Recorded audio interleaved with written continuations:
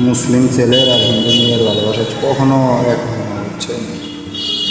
মাধবীকে বিল্লাল অনেক ভালোবাসছিল, আর জীবনের চেয়ে বেশি ভালোবাসছিল, কিন্তু মাধবী বিল্লালকে অর্ধেক পথে ছেড়ে দিয়ে চলে গেল।